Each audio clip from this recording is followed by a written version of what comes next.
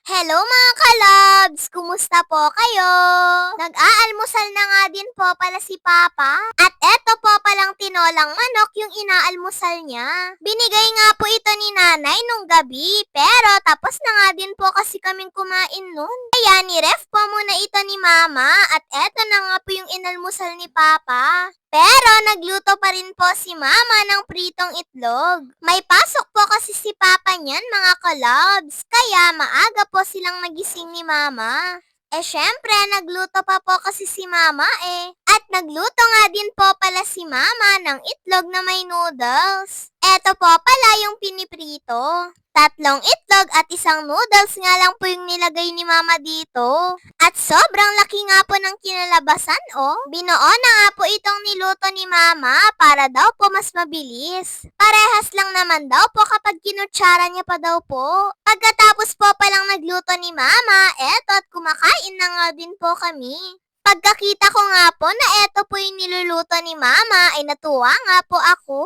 Namiss ko na rin po kasing mag-ulam ng ganito eh. Wala nga pong nailagay si Mama dito na dahon ng malunggay dahil wala po kasi kaming dahon ng malunggay ngayon eh. Hindi pa nga po kasi umuusbong yung malunggay namin sa harap.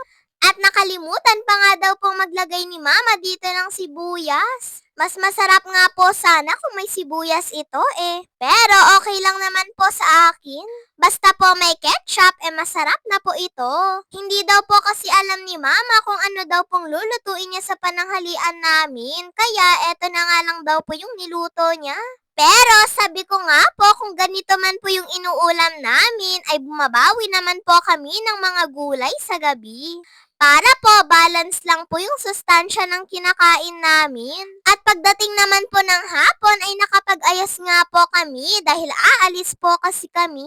Magsisimba po kasi kami mga kalabs. At kasama ko po pala sila Mama at Kuya. Sayang nga lang po at wala nga po si Papa. Nasa trabaho pa po kasi siya eh. At hapon na rin po kasi siya makakauwi nun. Pagkatapos po pala nitong mas ay sakto naman na pong pag-uwi ni Papa nun. At pagkatapos po pala ng misa namin mga kalabs ay nagkita nga po kami nitong tita ko.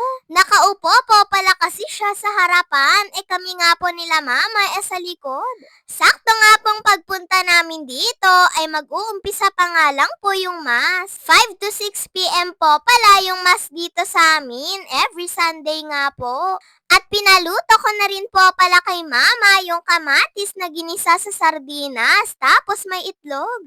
Matagal ko na po kasing nirequest sa kanya ito eh. At eto po pala yung kamatis na binili po namin nung isang araw sa palengke. Talagang tinipid nga po ni Mama yung kamatis para nga lang po maluto niya daw po itong request ko. Sa totoo lang ay 5 malalaking kamatis nga lang po yung nilagay dito ni Mama. Pero mukhang dumami nga po dahil 4 na itlog nga daw po yung nailagay niya. Pero syempre, bitin pa rin po sa amin to. Paborito ko po kasi ito mga kalabs eh. Ayan nga at sinasali na nga din po ito ni Mama sa bowl dahil luto na nga din po ito. Pagkaluto nga po ni Mama, sabi ko nga po sa kanya ay tikman ko nga po. Hay nako mga kalabs, sobrang namiss ko nga po yung ganitong luto ni Mama. God bless to all mga kalabs, bye bye po!